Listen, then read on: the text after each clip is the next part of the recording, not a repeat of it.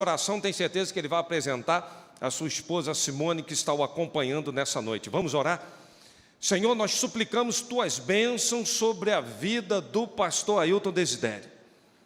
Use, Deus, na autoridade do teu Espírito, pois tua palavra tem um propósito e sempre faz aquilo que te agrada. Nós estamos ávidos para ouvir a tua voz. Nós oramos, ó Pai, em nome de Jesus. Amém. Pastor Ailton, fique à vontade. O texto bíblico fala que quando Jacó, ele fugia do irmão dele, Esaú, ele parou em Betel, um deserto, e fez ali uma pedra de travesseiro. E ali ele teve um sonho. E neste sonho ele viu uma escada que ligava a terra no céu, em que os anjos subiam e desciam.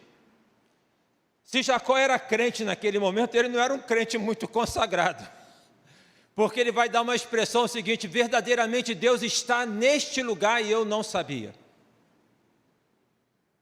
Verdadeiramente Deus está aqui, nós sabemos disso, irmãos.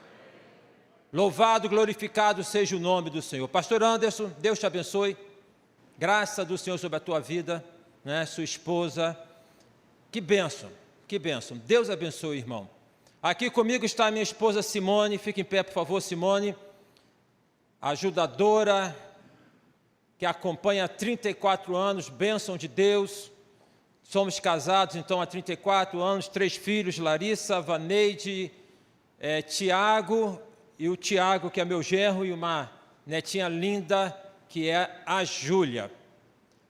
Verdadeiramente Deus está aqui, nós sabemos muito bem disso.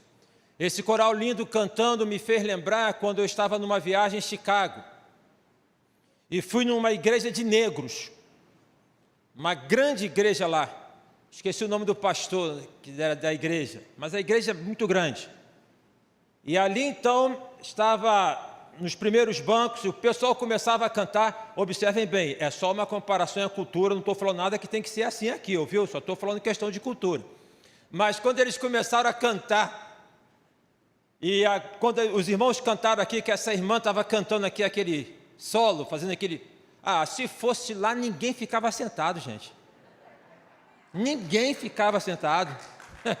Pessoal ia sair, mas é questão de cultura. Eu olhava ali, olha que eu não sou um baptistão, né? E eu olhava assim, ficava achando meio estranho, mas é a questão cultural. Mas o que eu quero ressaltar, que coral lindo, que música linda e maravilhosa. Isso é a igreja do Senhor Jesus. Eu quero te convidar a abrir a Bíblia no texto de Atos, capítulo 17. E nós vamos aqui pensar a partir de um episódio, quando Paulo está em Tessalônica, e ele chega ali para poder pregar o Evangelho. É uma das facetas da igreja do primeiro século. Se há uma igreja que nós devemos imitar, é a igreja do primeiro século. Esta igreja que viveu, mesmo na imperfeição, eu diria, o aspecto mais próximo de uma igreja de Cristo, de uma igreja do Senhor Jesus. Imperfeita, com certeza, pessoas imperfeitas, com certeza, mas movidos por uma paixão, movidos por um encantamento. A vida carece de paixão. É preciso ter paixão. E das paixões que nós temos na vida, a maior de todas deve ser a paixão pelo nosso Senhor Jesus Cristo. A paixão que nos leva a podermos romper as barreiras, assim como esses irmãos romperam. Então diz assim, Atos 17. Tendo passado por Anfípolis e Apolônia, Paulo e Silas chegaram a Tessalônica, onde havia uma sinagoga dos judeus. Paulo, segundo o seu costume, foi procurá-los, e por 3 sábados discutiu com eles a respeito das Escrituras, expondo e demonstrando ter sido necessário que Cristo padecesse e ressuscitasse dos mortos. Paulo dizia: este Jesus que eu anuncio a vocês é o Cristo. Alguns deles foram persuadidos e se juntaram a Paulo e Silas. O mesmo aconteceu com numerosa multidão de gregos piedosos e muitas mulheres importantes. Os judeus, porém, movidos de inveja, trazendo consigo alguns homens maus dentre a malandragem, reuniram uma multidão e provocaram um tumulto na cidade.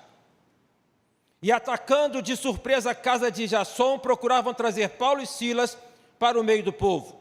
Porém, não os encontrando, arrastaram Jasson e alguns irmãos diante das autoridades, gritando: estes que promovem tumulto em todo o mundo, chegaram também aqui. Que Deus abençoe a leitura da sua palavra. Vamos pensar um pouquinho sobre igreja, porque Atos é a história da igreja.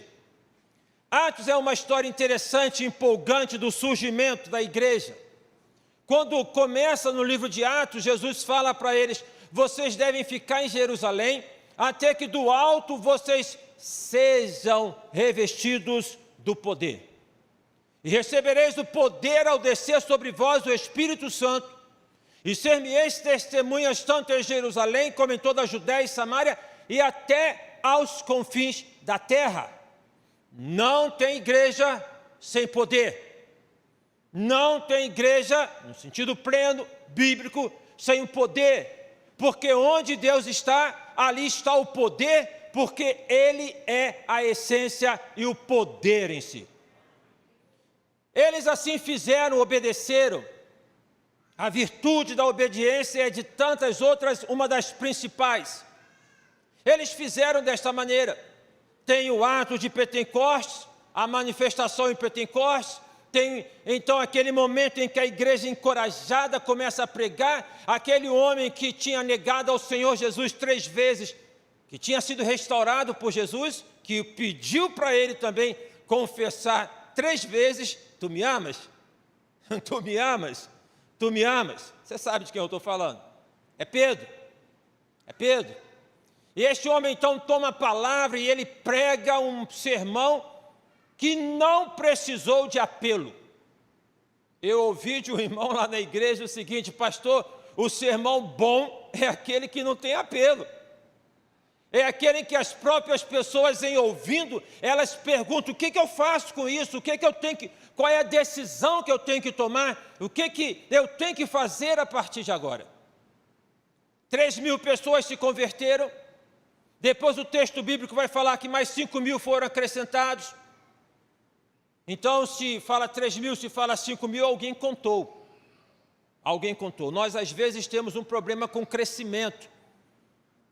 Tem, assim, os extremos. Tem aqueles que adoram o número e tem aqueles que desprezam o número. Tem aqueles que adoram o número que vão falar: não, é porque a igreja é boa, porque ela é igreja não de dezenas, mas de centenas e de milhares. As mega igrejas. O que é uma mega igreja? O que é uma mega igreja? Que conceito é esse de mega igreja? Está mais para a vaidade do que para a própria realidade da palavra. Não tem que ter problema com número. Com certeza, pastor Anderson deseja e quer, e por isso está no ministério, e com os irmãos trabalhando aqui, para que a igreja cresça. Não é verdade? Para que a igreja cresça. Com certeza o Newton, nosso secretário da Convenção Batista Carioca, deseja que as igrejas cresçam, que a denominação cresça, que a convenção cresça. Todo mundo deseja isso. Os pais aqui que têm filhos pequenos querem que os filhos cresçam. Querem ver os filhos se desenvolvendo. Não querem ver o filho pequeno o tempo todo.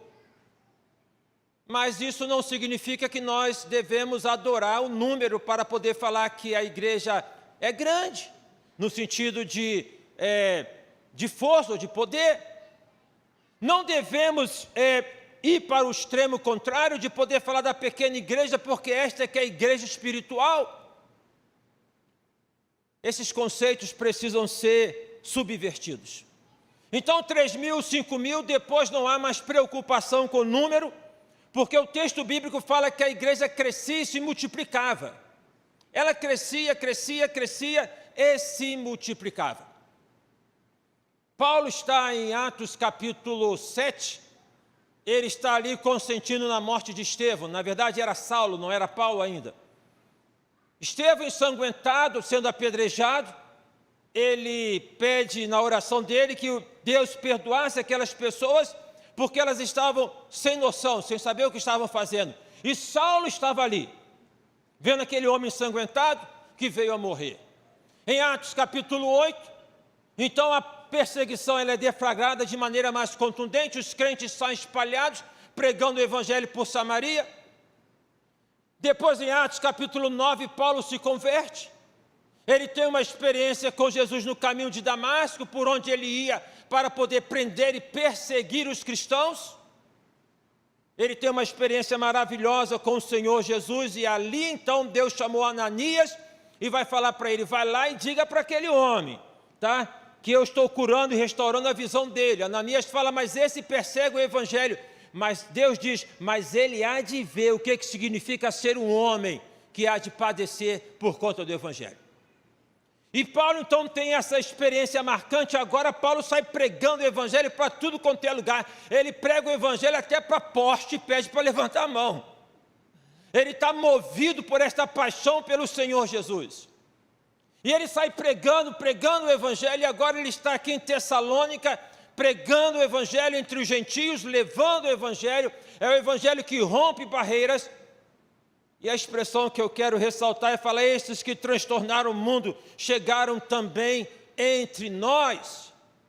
A igreja chegou também aqui. O que é a igreja? O que é a igreja? Precisamos definir o que é a igreja. Igreja não é uma organização. Igreja não é uma empresa. Igreja não é um clube. Igreja não é uma associação. O que é igreja? Igreja sou eu, igreja é você, que já teve uma experiência com o Senhor Jesus Cristo. Nem todo aquele que está na congregação é ou pode ser considerado como tal, e não há de se julgar ninguém, como igreja de Cristo. Igreja tem a ver com aquele que teve uma mudança de vida, na dimensão do que Jesus falou para Nicodemos: necessário vos é nascer de novo. O cara era estudioso, o cara era intelectual, era um bom teólogo, mas não tinha a experiência do novo nascimento, não era igreja. Igreja sou eu e é você. Mas igreja não sou eu e não é você, não somos nós separados. Não existe igreja individualizada. Igreja sou eu e você. Igreja somos nós. Igreja somos nós. Interessante que por vezes quando falamos de igreja, parece que a nossa fala nos leva a podermos sair de fora da igreja como se fosse alguma coisa para além do que nós somos. Nós somos a igreja. E no contexto bíblico, igreja é organismo, é corpo, é desta perspectiva. Então, se a igreja sofre, o corpo sofre, e você sofre, se ela se alegra, o corpo se alegra, e você se alegra. Nós somos a igreja. E precisamos ter esta perspectiva, esta dimensão. Mas o que é a igreja? Que somos nós, pessoas lavadas, transformadas, redimidas pelo sangue do Senhor Jesus. A igreja é composta por aqueles que avançam. Não há dimensão de igreja parada. Não há perspectiva de igreja que está fincada. Não há perspectiva de igreja que ela se torna imóvel. Igreja é um organismo que se expande. Igreja é o corpo que se expande, que cresce. Igreja é esta dimensão do reino que avança. Os irmãos observam então, esses que têm transtornado o mundo chegaram também entre nós. Lembram lá de Atos 1:8 que eu citei? Recebereis o poder ao descer sobre vós o Espírito Santo, e ser-me-eis testemunhas, tanto em Jerusalém, como em Samaria, como em toda a Judéia e Samaria, e até os confins da terra. Então observe esta perspectiva de ondas. De ondas. Então igreja é dessa perspectiva daquilo que avança, do corpo que avança. Igreja que avança, portanto, é a igreja que é encorajada, não é a igreja que é amedrontada. Paulo, quando escreve para o filho na fé, Timóteo, na segunda carta, no capítulo 1, versículo 7, ele fala: porque Deus não nos deu espírito de covardia, não nos deu espírito de temor, mas de poder, de amor e de moderação. É nessa perspectiva da dimensão do poder de Deus que a igreja avança para além daquilo que a ameaça, para além daquilo que se coloca como barreira que quer delimitá-la. A igreja não precisa ser defendida, porque ela é defendida pelo Senhor Jesus. Não há na história do mundo, do Velho ao Novo Testamento até os dias atuais, a perspectiva do Evangelho, da mensagem que tenha sido barrado por homens. Reinos passam, nações se abalam, mas a igreja prossegue. A igreja avança. A igreja, portanto, o que é a igreja? É da perspectiva que não se acovarda, mas que avança, que encara os desafios. São muitos os desafios que a igreja tem no século 21. São muitos os desafios que se apresentam para a igreja no século 21. Mais uma vez na história, e há quem diga que a história é cíclica, e há quem diga que a história se repete, mais uma vez na história, a igreja está vivendo um momento em que ela está sendo como que, ou estão tentando encurralar a igreja, como se fosse silenciar a igreja. Mas a igreja, por ser igreja de Cristo, ela não retrocede, ela só avança. Quando nós lemos na carta aos Hebreus, eu gosto deste texto e a gente precisa ler a Bíblia dentro assim de uma sequência para não tirar o texto fora do contexto. Então no capítulo 10 de Hebreus fala o seguinte: porque o justo viverá pela fé. Porque o justo viverá pela fé. O que me sustenta, o que te sustenta, que sustenta o pastor Anderson, a família dele, o que sustenta esta igreja, é a dependência do Senhor, e chamemos isso de fé. Porque o meu justo viverá pela fé. E o texto continua: e se ele retroceder, a minha alma não tem prazer nele, porque crente não se acovarda.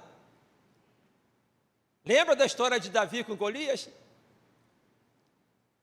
Quando Davi chega perante ele e fala: você vem a mim com espadas e varapaus, mas eu vou a ti em nome do Senhor dos Exércitos, em nome do Deus vivo. É assim. Isso não é ufanismo, isso não é soberba, é a humilde dependência poderosa de Deus.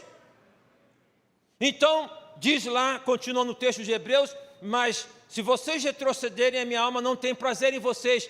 Louvado seja o nome do Senhor, que não termina aí, porque diz: mas vocês não são daqueles que retrocedem.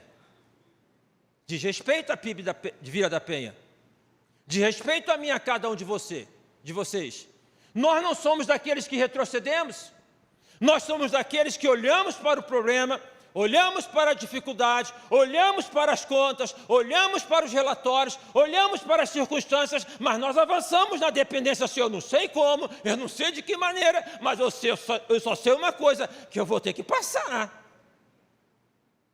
E quando termina Hebreus 10, começa Hebreus 11, logicamente, em que vai falar, porque a fé é o firme fundamento das coisas que não se esperam e a prova das coisas que não se veem, e tem toda aquela perspectiva que fala pela fé, pela fé, pela fé, pela fé, pela fé. E todo o capítulo 11 de Hebreus é nesta perspectiva de pela fé. E quando chega no capítulo 12, fala: nós que estamos rodeados de uma tão grande nuvem de testemunhas, deixemos todo o embaraço e todo o pecado que tão de perto nos rodeia e corramos com perseverança a carreira que nos está proposta. Se tem uma coisa que a igreja tem que correr, é do pecado. Se tem uma coisa que a igreja não pode se deixar dominar é pelo pecado. E esse é um desafio para a igreja no contemporâneo, porque vivemos na época do nada a ver. Não tem nada a ver. Vivemos na época do relativismo. Vivemos na época e no tempo da desconstrução dos valores.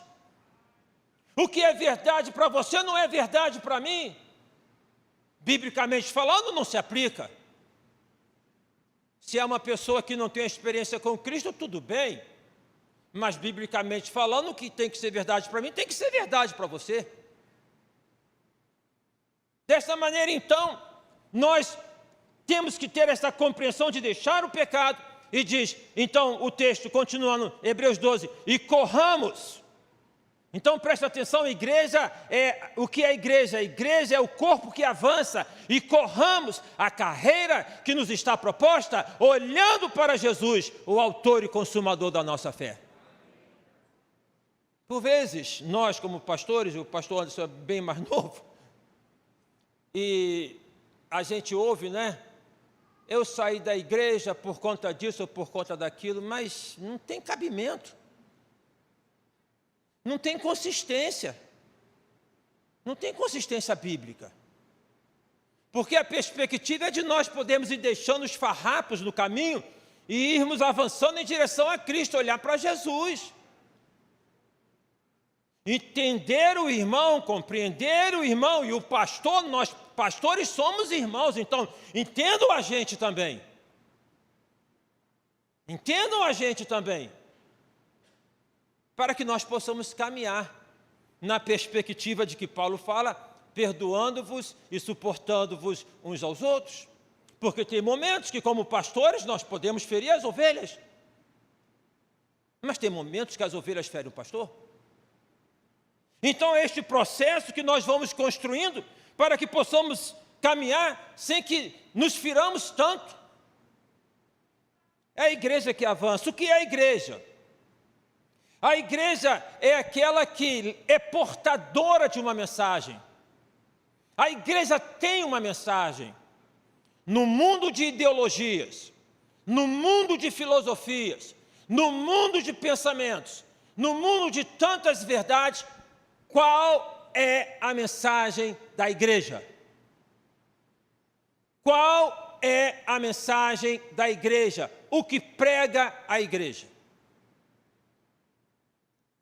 Estes que têm transtornado o mundo chegaram também até nós.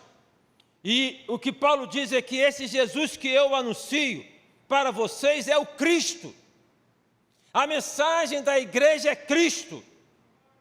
Tudo que for fora de Cristo não é mensagem da igreja. Não é negócio da igreja. Não está no campo da igreja. Existem temas que são temas que têm despertado muito a atenção de todos nós no Brasil hoje. Eu acho que até ficar comentando é até como ficar dando ibope para esses temas. Eu tenho dito lá na igreja, desde que nós nos deparamos aqui com essa realidade que estamos vivendo, eu tenho dito o seguinte, nós não negamos a realidade, mas eu me nego a me curvar perante ela. Não negar a realidade é tomar os cuidados, a gente não toma os cuidados, não é? Ou você sai na rua sem nenhum cuidado, anda com bracelete de ouro, você toma seus cuidados. Então não podemos negar a realidade, a fé não é burra e nem é cega. Mas não podemos nos curvar perante ela. Porque curvar perante a realidade é negar a fé. E a Bíblia, repito, diz que o meu justo viverá pela fé. A questão, então, esses temas ocupam por vezes a pauta da igreja e a nossa discussão e a nossa conversa, de tal maneira que nós, talvez, em alguns momentos, sejamos assim perdendo oportunidades maravilhosas de falarmos da verdadeira mensagem da igreja, que é Cristo.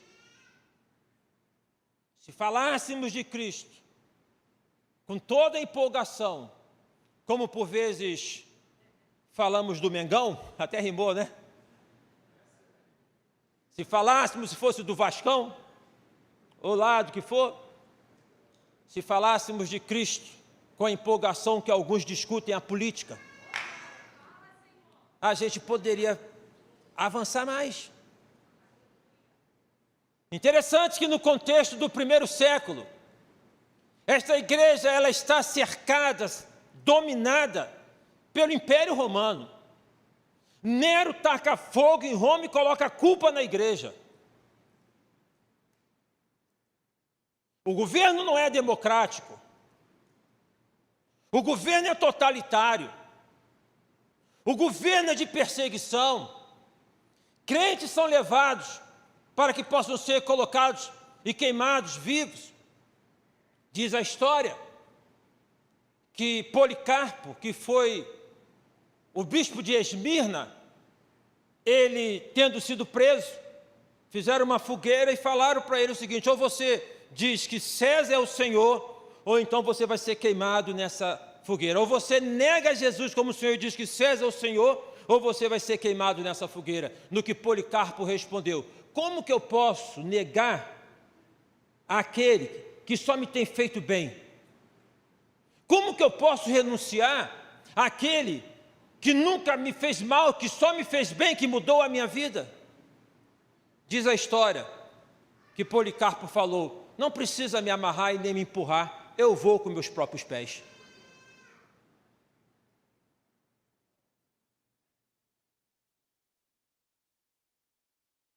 Ou ficar a pátria amada ou morrer pelo Brasil.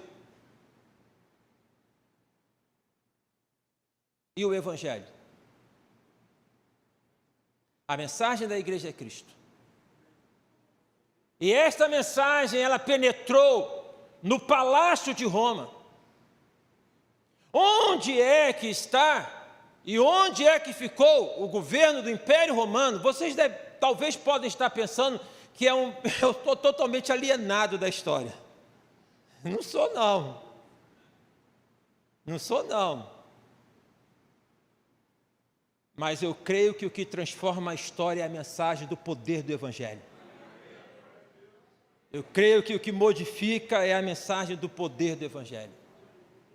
Então, a igreja, o que é a igreja? Somos nós. Somos nós. São vocês, PIB Vila da Penha, somos nós. Somos nós juntos. Somos nós de mãos dadas. Somos nós, como o irmão aqui falou, ajoelhados, orando. Bom, se ora, se tem que ter a convicção de que Deus responde, e os irmãos oraram e Deus respondeu. Está o pastor aí com vocês? Igreja não é sectarismo, igreja não é individualismo, ou qualquer outro ismo. Não marca a igreja. Igreja somos nós.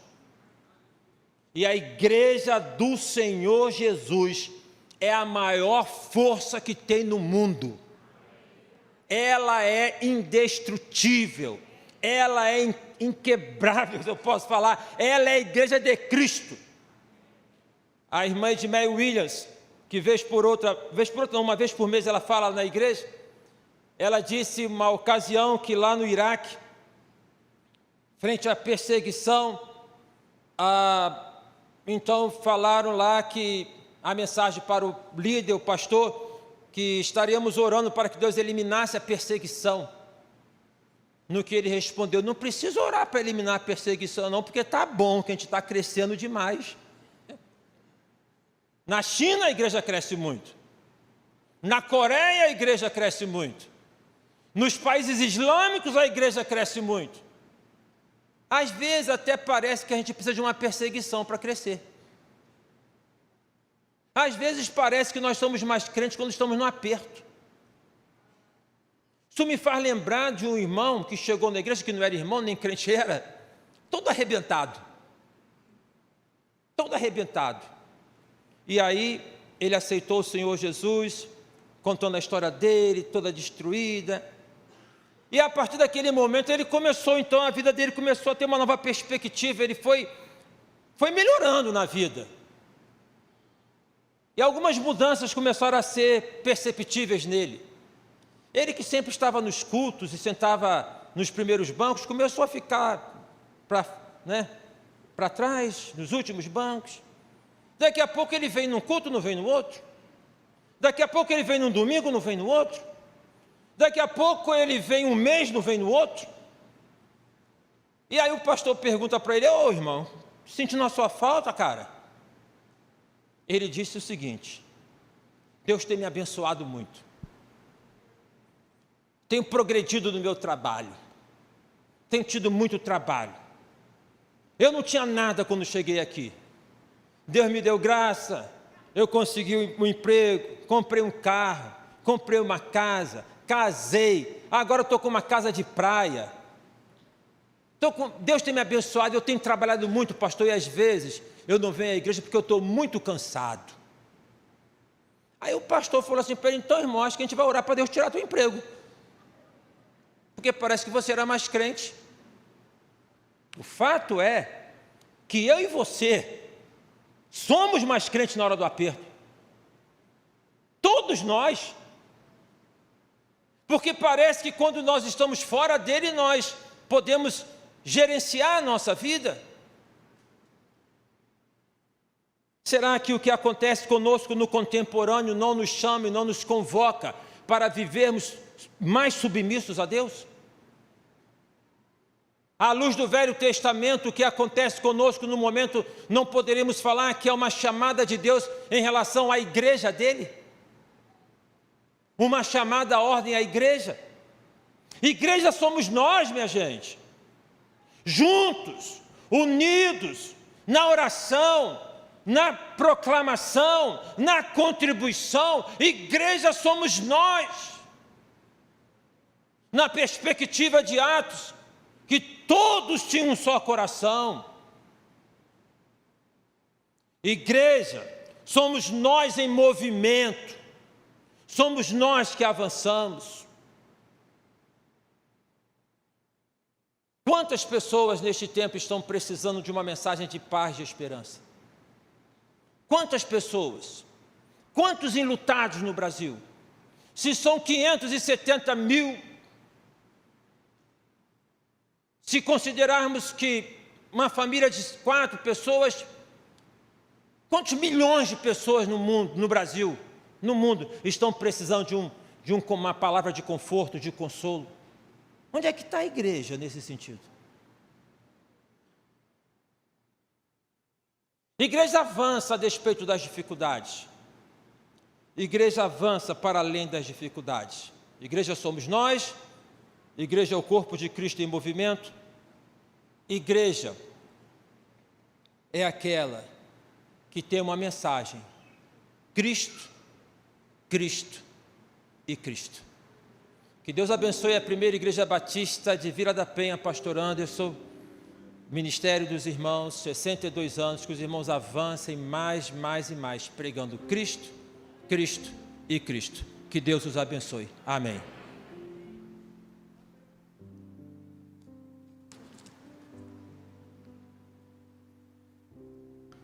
Amém. Louvado seja Deus.